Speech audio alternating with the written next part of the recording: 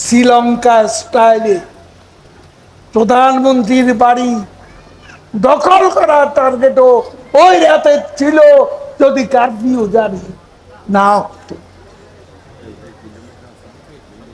এই প্ল্যান তাদের ছিল শ্রীলঙ্কা স্টাইলে প্রধানমন্ত্রীর বাড়ি আক্রমণ করা, অভ্যুত্থানের উপর রাইড করে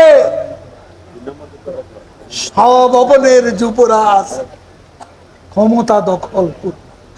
বলতে চাই, নিজ দলে লেলিয়ে দা সন্ত্রাসীরা জামাতের দোসরদের সাথে নৃশংসভাবে মানুষ হত্যা করে, দেশের সম্পদ ধ্বংস করে, কর্তব্যরত পুলিশ বাহিনীর সদস্যকে হত্যা করে।